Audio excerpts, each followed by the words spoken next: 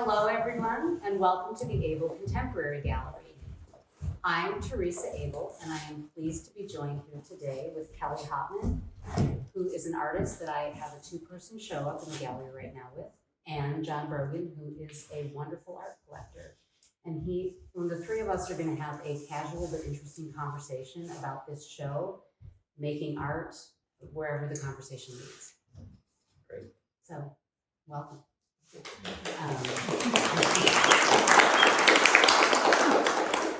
So where to start? But it seems like there's an elephant in the room, which is this piece behind us. And maybe you could just talk to us a little bit about this piece, how it came to be. Yes. Okay, so I'll try to make it brief. You and I met. I made this painting. It is a commission that John asked me to make for his wonderful collection that is at the Bank of Kokana. If you're there, can people come and get tours and see the art? Yeah. It's really, it's worth a drive. It's fantastic. So we had met because you had purchased work by Tim O'Neill, who's my husband, and who's back there. And when we delivered the piece and a piece of Fred Stonehouse, that was the first time we met you. We were blown away by your collection. We hit it off also with your lovely wife and daughter, who are great, and they are here. And we just became friends. And I did not know that you were interested in my work. And then one day you called me and said, "Hey, Theresa, what's the biggest thing that you've ever made?" Did I say that? Yes. I think that's how the conversation started. And then you said, "Would you be willing to make something?" It can be, and you said it can be the biggest, weirdest thing you've ever made that you thought you would never make because you thought no one would pay for it. And then we had to keep having conversations so that I was convinced that you actually meant that, and that I wanted to invest that much time, and that you would be satisfied with that commitment as well. Right. And that's how it started. Well, I didn't even remember all of that history, so thanks for the refresher as well. Yes. So Kelli, do you think this is the weirdest thing that Theresa's ever made? Well, it's the most ambitious and complete thing for sure. And I think I talked to you at the opening several times. She would not have made this without you giving her the opportunity. And I think the collector is such an important piece of everything that goes on in the art world, because we need collectors to make work. And this is like a great example of somebody saying, all right, do what you will. I'm giving you free reign and time and money and support you. And then you end up with this great thing, which is, and you're a huge part of it. Like, you are a huge part of it. So thank you. Well, I'm gonna blush. So can you, now the two of you have been friends for a very long time, so Yes. fair to say. And in fact, you have, and it's a little harder to see, but everybody should come around, but you have kind of series of reaction pieces over in the gallery. And can you talk a little bit about how, and you've also have some pieces over here where you've done a piece and Theresa's reacted, where Theresa's done a piece and you've reacted, and then some collaborations. Can you just talk about that process of working together? And I'll kind of ask each of you to talk about it in turn. Well, we've known each other. I think Theresa was 19 years old working at the printer shop when she was a baby. I met Theresa when she was a baby. And then we just thought, how are we going to be artists? How are we going to live this life? How is it possible to live this life? And we've just been kind of scraping this life out for the last 35 years or something. So over the years, we've looked at each other's work. We've always been looking at each other's work, and we've done collaborations in the past. So it's been pretty easy for us to respond to it. Like, she knows she's my gallerist for one thing, and my best friend. So it's pretty easy for her to make you make more work. Yeah, well, there's that. Not the treadmill she has me on, but I can do a piece, and then she's like, "Oh, I know what she's thinking. I know what she's doing." And then, like, the two over there, I made one, and then she made her version of it, which was also someone commissioned them. So, I mean, it's just it's an easy response, I think, for us. I think we, because like, I feel like I almost know all the work that comes out of your studio, and you could probably say the same of me, because, you know, she is my best friend, so we talk about everything, but there's a constant dialogue over more than 3 decades about our work and about art and life. And so we just, I don't know, I feel like we can kind of read each other's minds, so we don't have to, I mean, when we talked about this show, Kelli actually said, you should show that big commission before it goes into the bank. And I said, I don't want to ask John to have to wait any longer. And then you actually brought it up at a social event and said, you should show that. And then it was kind of just kismet. But then Kelli and I immediately started to talk about doing the show together. And I don't know, I think you said, I think it would be smart to do some pieces in response to your piece. And we can talk more about, you know, what your intention was in those works, but they're formatted similarly. But we don't really talk. I mean, even when we do commissions, collaborations, we've done 2 other bodies of work that were collaborations. There's a couple in this show. One of us will start it and give it to the other one. And we really honestly don't talk about them very much. And I think I just know it's a combination of kind of knowing what Kelli would probably do or what she would be thinking, but also trusting that she doesn't care really knowing that she doesn't care what I do, whatever I do will be fine, and then she will respond to it in a way that makes sense. Right. And so in that moment when it goes from Kelli's studio to your studio, is it truly like a handoff and you just say, whatever you're going to do next, you do next? It's not, you don't talk about it in advance. Usually it's not. I mean, occasionally, like there was one time, I'm trying to think the last time we did a whole show that was all collaborative work. Occasionally there might be a text or a phone call saying, I'm thinking about doing this. Like just very brief thing, like just having a question. But no, we really don't talk very much. I remember the last time we did the whole show like that, one thing that was interesting was, as an artist, you often have, like, whether it's the final title for the work, but you kind of have a working title in your head that you reference that particular piece.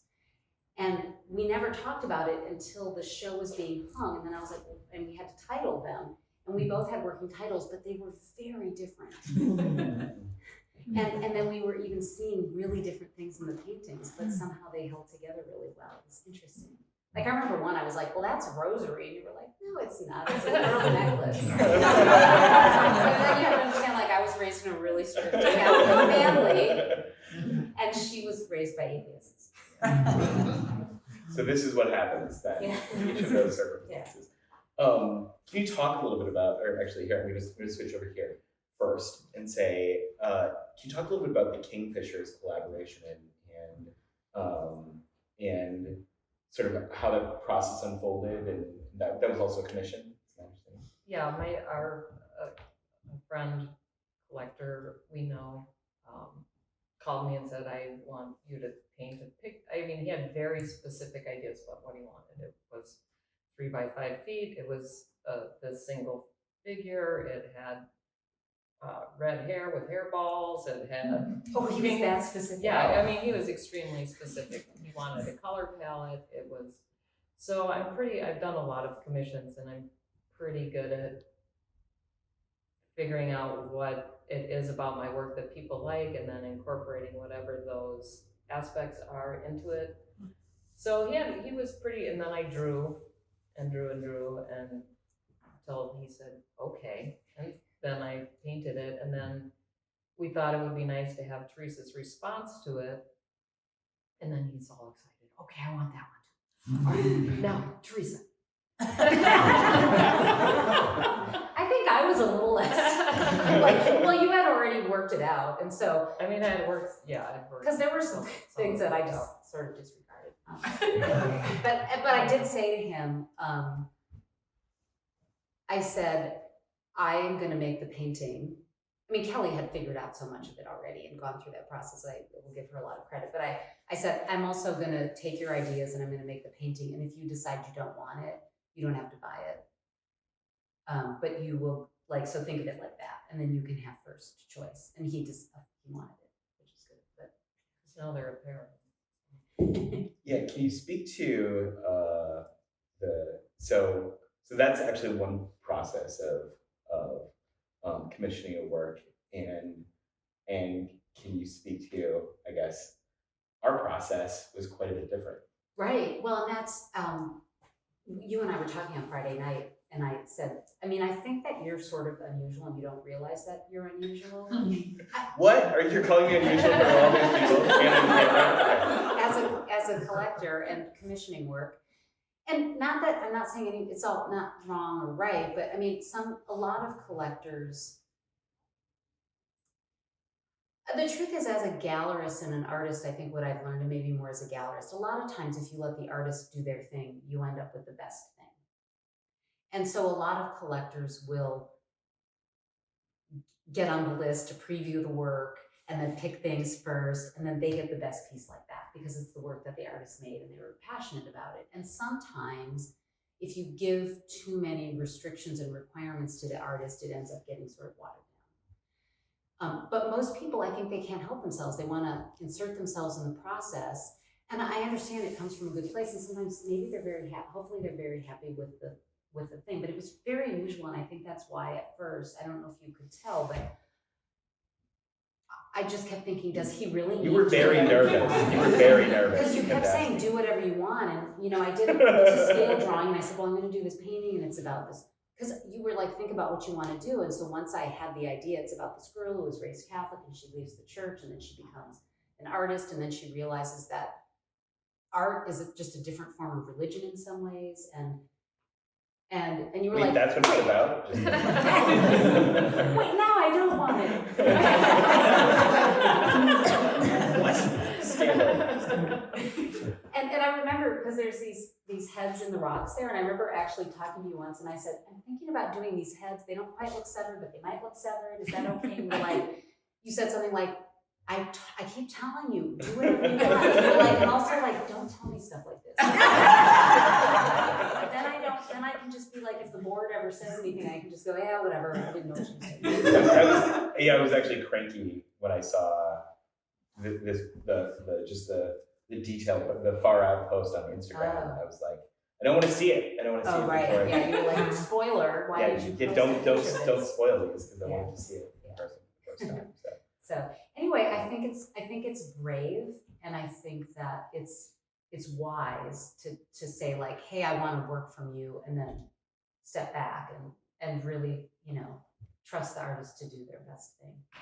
Well, from the other angle, Yeah. like sometimes someone gives you an assignment and you learn something from it, and then it's a leaping off point. Like, Yeah. I mean, I've had that experience as well. If someone commissions you and they put you going down a direction and you have to figure it out, but then sometimes you're like, oh, I figured out something maybe I wouldn't have figured. So I think it can go well in both ways. Good.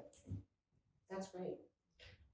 Can you talk a little bit about this body of work and how I guess does it, when you were reacting, was it a thematic connection? How were you, like, what was how do you view it as a response to the work? It's just, Well, I thought they're hung in the format is the same.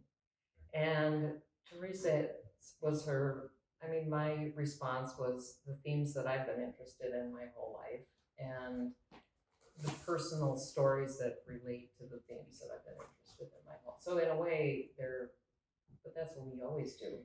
No, I know what you mean, because this is sort of a synopsis of it's a big overview of everything I've been interested in, sort of so far as an artist, I think, and I think that's what you were talking about. Because in some cases, in your work and in my work, we've both we've sort of gone back to some things we've painted in the past. Like Kelli, you have the one with the rabbit and the big cloak.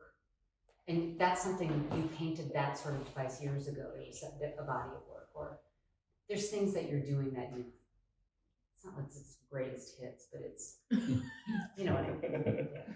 Well, or the twins, you did the twins and I did the twins. And we've been doing, how many twins have we done? A lot.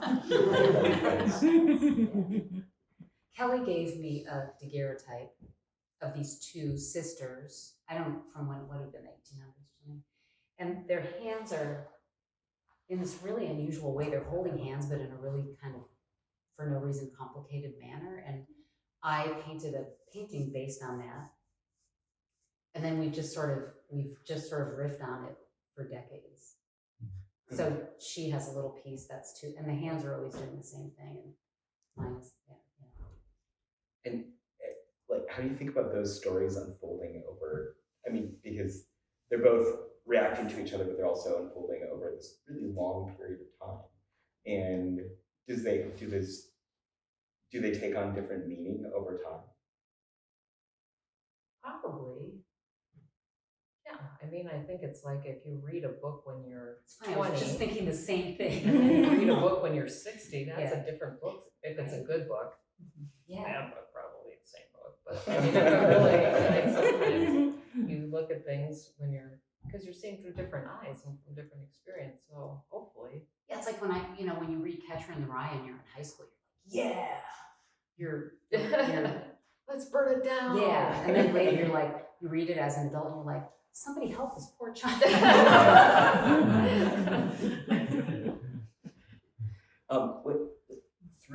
Through the process of doing this piece, what did you? Well, first of all, would you do something like this again? In what regard? Having completed the work, would you? Yeah. Probably not. I mean, Yeah. Interesting. Say more. well, and not because, I mean, and I'm not saying this because you're sitting here, but I think it's probably one of the best things I've done. And I mostly appreciated the process, even though it took a long time. I enjoyed it. And some of that was because it wasn't like I was just working on one thing. It's broken up into so many little paintings. So it's sort of like I was working on little paintings over many years. I think that helped it not become a tedious thing if it had just been one image. Right. I mean, because I did it and it's such a time commitment, I don't know that I would do something like it again because I did it already. Right. That's why. Interesting. Yeah. Okay, what if the Guggenheim asked you? Okay. Properly Sign me up. incentivized. Yeah, I was gonna say, it depends on the financial incentive is. And if I can hire people to help me draw rocks. The rock part is the hardest. So what was I guess to each of you, what did you kind of most enjoy about this body of work?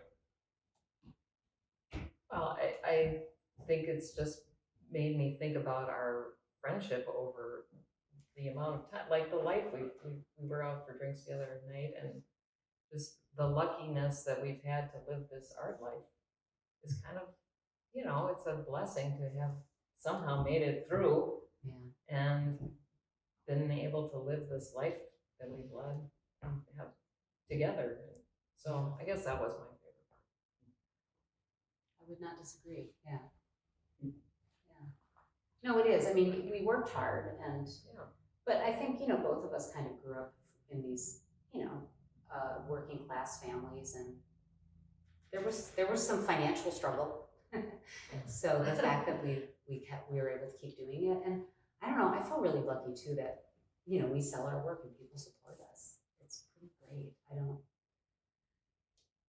Yeah, I mean, I think we've been pretty lucky people. Yeah. Mm-hmm. Tell me something, what in the work of Kelli's, Yes. talk about something particularly that was inspiring to you out of this body of work, or one of the pieces perhaps that you think really stands out that you would highlight. Well, yeah, and some of that has to do maybe with, Kelli's work. There's always something about it that's the same. So I've known Kelli for such a long time. I'm just going to talk about her work a little bit in general. Really early on, in her early 20s, she was painting figuratively. She was always flattening the picture plane, but there used to be curtains drawn around everything. At first, you remember, you were always doing it like as if they were stage sets, and it was sort of a little wink to the audience, like, I'm just telling you a story and this isn't real. and like, let's go on this journey together. And at some point early on, the curtains dropped away, but I think she's always still telling a story. And there's something theatrical about the story she's telling. And so within those devices and the characters that she has, the stories are always new and it's always moving along, I guess, like life is. So there's a piece called Amor Fati with dandelions, and I don't know, like, I really just got excited because I'd never seen her paint dandelions. It's a very simple thing, but it's so beautiful. And I don't know, that's one of my favorite things. It's beautiful. Well, this one too, A Walk in the Park, because that seems very personal. Like, Kelli, I mean, you're kind of rabbit in the paintings. So if you have anything of Kelli's, wink, wink, she's rabbit often. And you're hairball. And I'm hairballs.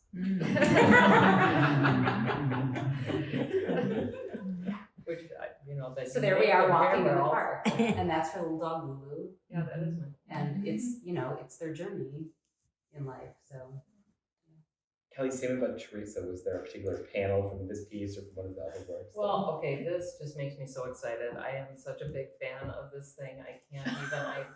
Where to even begin? The hunting accident, I mean, because I know her life story, so these are all little vignettes from her life. She got bit by a dachshund when she was 7, and then she turned it into the 7-headed demon. And, I mean, these are all just her, and the Catholicism. I mean, God bless, but, and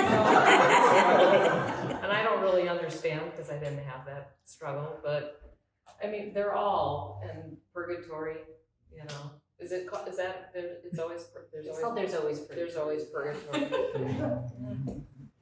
I did one called Playing Cards in Purgatory once, because I knew I wasn't going anywhere but purgatory. if you're lucky. If I'm lucky. Would you share the story about the purgatory panel? Sure, yeah. When I was a little kid, I think I was in kindergarten, and one of my best friends was Sarah, who was a little Lutheran girl. And we had been learning in church that if you weren't Catholic, and even if you were a baby and you weren't baptized, that you couldn't go to heaven, which I found very disturbing. And so I went home to my mom and I said, "Mom, is Sarah going to go to heaven if something happens to her?" And my mom, who was a very lovely person, but very Catholic, she just sort of looked at me and said, "Well, there's always purgatory." And I remember being kind of horrified and thinking, and I think that was the first time I was like, maybe some of this doesn't make sense to me. Like, little Sarah shouldn't have to go to not heaven. Like, what could she have possibly done that she doesn't get to go to heaven? And that was the first crack. Did they get rid of purgatory then? I think they may have. Yeah. Or limbo? I think they got rid of both of them. Limbo. Right, well, They're What? They're I both think gone? limbo's good, definitely. Yeah, I think they maybe got rid of both of them. They. So be on your best behavior. right, because you don't know if there are any intermediate options. And they've never gotten, so.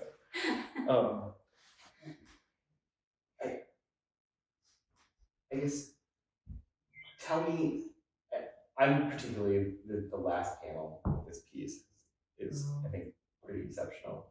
And I wonder if you could just kind of talk about or maybe even tell that, like, does it make sense to just tell kind of at least the overall, the narrative of the story of what you were trying to accomplish with the piece? Maybe we should have started there, but. No, that's all right. Yeah. In a brief way, because there's a lot to unpack, but without going on forever, I touched on the fact that it's about a journey of a girl who's raised Catholic and then she leaves the church. And it's loosely, you said something nice in an email where I felt like you get it. It's a weird mix of like personal biography, but definitely fiction and fantasy. So, but she leaves the church and then becomes an artist. And I think what I'd been thinking about when I decided to do the piece, and when I say that art is like religion, I'm really interested in medieval artwork. And I was thinking there was a time, probably in every culture actually, where some of the best artists were making art for churches or mosques or synagogues. and the best architects were making temples and churches, and that's where all of that really important work went. And at some point it switched.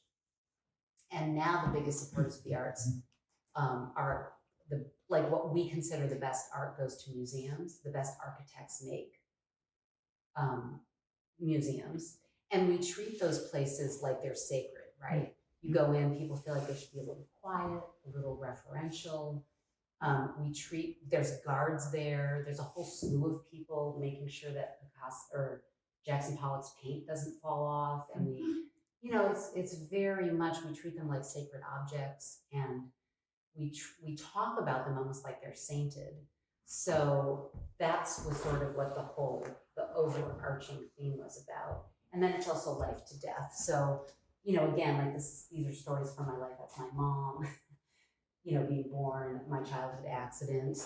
Then there's, this is me sort of deciding if I'm going to leave the church. This is Saint Theresa of Avila, and who I was named after. And she is known for the Bernini sculpture where Teresa's in ecstasy, and she said she always was so filled with the Spirit of God that she felt like she was being pierced by an arrow. But when I was reading about her, apparently sometimes she levitated, and she thought that it was immodest to levitate in public, and so she would ask her fellow nuns to sit on her, which I thought was really funny, so I painted that.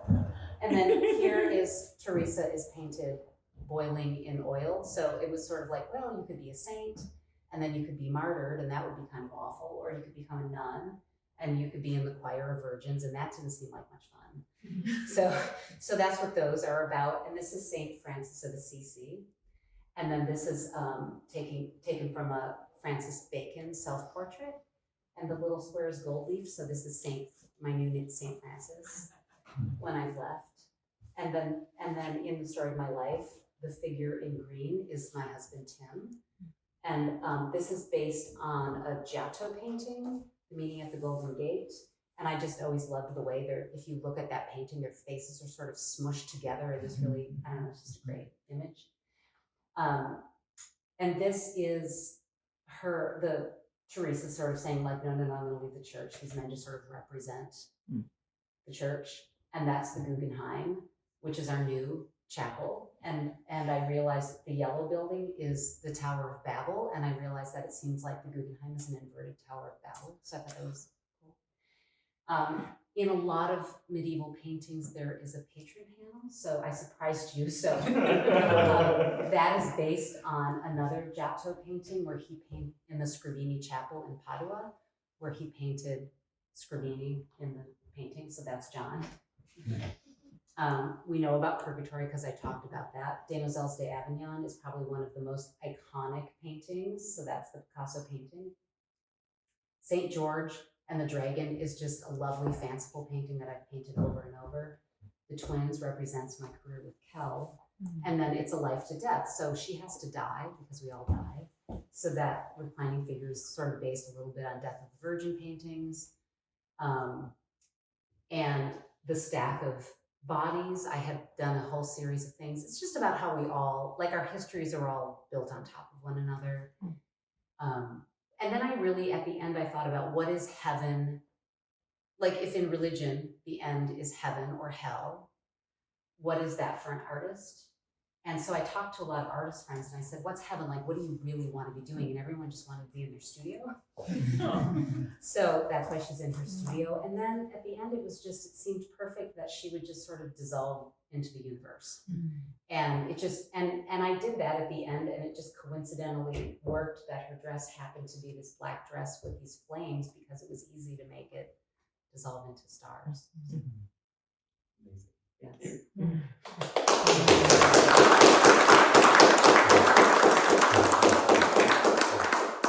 How long did you work on this piece for?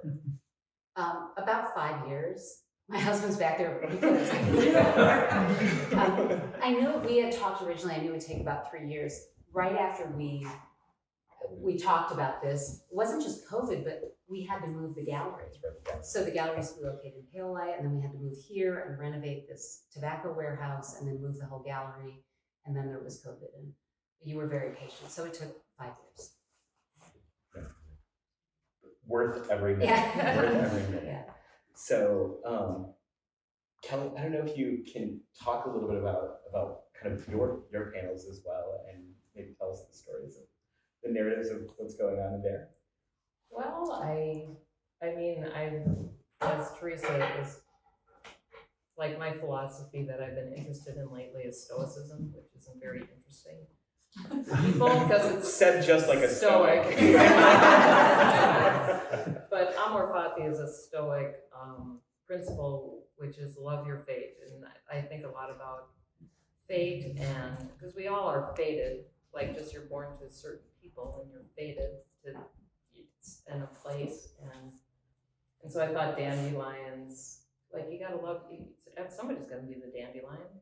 Dandelions are beautiful, they're successful. And so I've been thinking a lot about, fate and class and position and how people fit into society and what their role is and how you can be happy wherever you are or miserable wherever you are, and then how people take their opportunities or don't take their opportunities. So, I mean, it's about Stoicism and and life and fate. The middle one, that middle one with the three women under the arches. Tell us about that one. That is about, well, it's about the different phases of your life and how gray hair. You have to kind of come to it's called the reckoning, and it's about reconciling your past and your now and your future. And the patterns all weave together because it's always weaving together. Like they're different, but they intersect, and you have to kind of reconcile everything because it's different. Every phase of your life is different, and you don't want to get stuck in your past, which is also a Stoic principle, is that you can't change your past and you can't control the future, but you need to reconcile it. So I mean, while I'm painting all these teensy tiny little things, I think about thoughts that may or may not be communicated perfectly in these results, but you use the sometimes transmogrification, but animals, people, kind of sometimes those lines are fluid. Can you talk about that? yeah, I think it's a way to describe human nature, different people's nature. Like that crow figure has been around for decades, and it's always fate. It's always, saying, yeah, you think you're in control. You think you know what's going to happen to you. Because I'm here telling you it's not true. The hand gesture. And the one with the boars, like the boars have always kind of been, my dad came over one day and he's like, that wild boars are eating the South? And I said, oh, Dad, you just make these things up all the time. Wild boars are not eating the South. As it turns out, wild boars are eating the South. I mean, they just go through the woods and they eat everything, and they're kind of a problem. And then I thought, as humans, as we consume the overconsumption, which our friend Richard will talk about later, we consume more than it's about overindulging. And my daughter was in while I'm painting this, and he goes, the guys are the boars, aren't they? I'm like, well, you've been paying attention a little. I mean, I have my little characters. Right. And she looks so disgusted. She's looking over her shoulder with her little pig in her. Take my pig leg and go.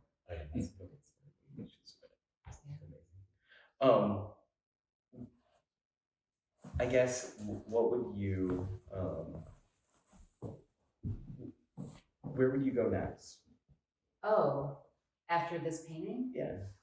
Well, that's interesting. I'm figuring it out, and I think we're going to Dorconian. That's exactly right. I don't really want to talk about it yet, because you feel like sometimes when you have ideas, I don't know if other artists know, if you talk about it too much, it feels like you wreck it. But I will say that I jumped around when working on this, but the very last panel, some of those things were the last things I worked on, and they are also some of my favorite. So that might give a hint to where I'm headed. Interesting. Wow, but questions? Yeah, that's probably a good. Yeah. Questions from the audience. Questions from the audience? I had a question. When you two collaborate, since you're pretty used to one another and stuff, do you have a flight path kind of determined? So, you know, whoever starts the painting hands it to the next painter, and then it gets finished by that painter, or do you go back and forth and react to one another's work, and does the work end up then taking a totally different course than intended or predetermined in the first artist's mind? I think I have an answer. Okay. So there's some things like, I mean, we're both pretty organized and we've both hung a lot of shows. So I think one thing is like when we've done entire bodies of work where we're collaborating, we have a sense of like how many pieces we think we should make. How large is the space, right? And then we might think, what do we have time to do? So we'll say we're gonna make a couple of pieces that are this large, we'll make a few medium size and then some smaller ones that will take less time, right? So some of that is an organized thing. And then half of them were started by one of us and half were started by the other. But I think that when they get passed off the first time, the other one just does whatever they want. But by that time, and then often it would go back, like each of us would work on it twice. But by the time you get it the second time, it's pretty well on its way. So you might say, like, you started a piece and then I get it. I might give it back to you and say, hey, I did this with it. I want you to finish this little area. Does that make sense? Yeah. So usually we've both had two goes at it, but after the second go, I don't think it changes wildly. Okay. I just wondered if it was more like a tennis match, or if it was like helping you up the mountain kind of thing. I don't play tennis, so I don't know Yeah. what that means. But maybe it's helping up the mountain. I don't know. Is it helping up the mountain or a tennis match? A little both. Depends on the one. Diane? I have two questions. When you collaborate, do you ever work on top of what's been already painted by the other artist, or is it? Well, in that case, yes. I mean, but I'm trying to think in other cases. Like, I'll tell you why we're laughing about that in a second. But I don't know that we normally do. No, we don't usually block out the other person's stuff. I laughed about that one because that's a painting I did like 6 years ago or something, and it was horizontal. And there was something wrong with it and I didn't like it, but it was fully finished. I just wouldn't show it because there was something wrong with it. And then Kelli came in one day and we just decided, like, you should take this and do something with it. And she completely reimagined it and flipped it. She fixed it and saved it. And so in order to do that, she had to paint over my work. My other question was, Kelli, the color harmony is beautiful in your triptychs, or however you want to describe those. But they're very low key, and so that a lot of your work is high key. What was going on with the mood? I don't know. That's what I saw that day, I guess. It's true, yeah. Any other questions? What is your butterfly philosophy? That's one of the titles of the piece. Well, that's part of my Stoics. The empty.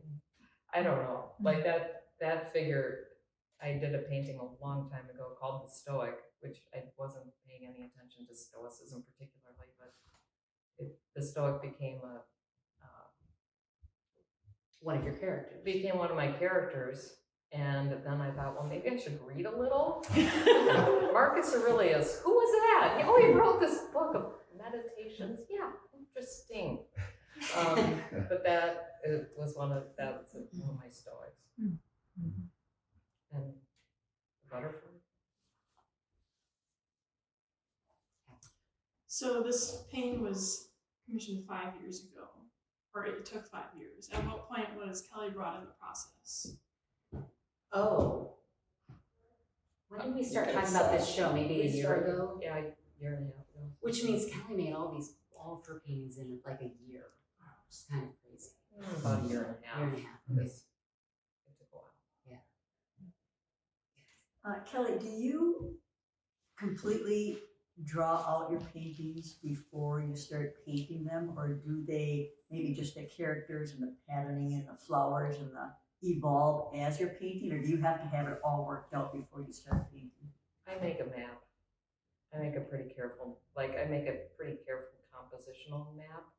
I might not have every pattern figured out, but I know where everyone's going. Like in black and white tones or an actual? I just draw it. I make a grid, and then I draw it all exactly where everybody's going to go. Because it's easier to erase a pencil than redraw it, or than repaint it. Like, I like a map. Richard? I guess more of an appreciation than a question, but react. It occurred to me when we're talking that for the basis of the collaboration and the commission work, those all have a foundation in trust, and that maybe that's something that's obvious and we won't necessarily talk about, but I think it's important to acknowledge in our present circumstances and how important that is, and what a gift that is, and that it has, allowed this flowering of what, these gifts of culture that we need we all need to nurture those relationships of trust. So thank you. Thank you. Well, and hats off to Ms. Abel for supporting all these artists in this incredible way.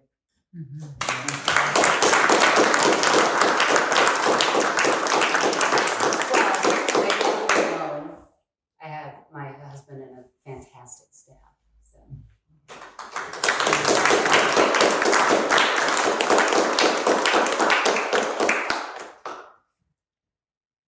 Other questions? Any other questions before we?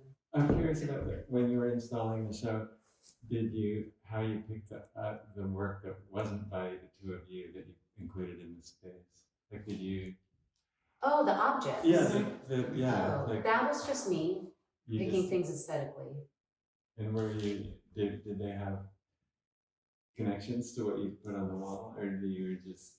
I mean, only in pure aesthetic. Like I thought the colors that looks nice. That looks nice. Yeah. They will enhance one another. Yeah, nothing deeper than that.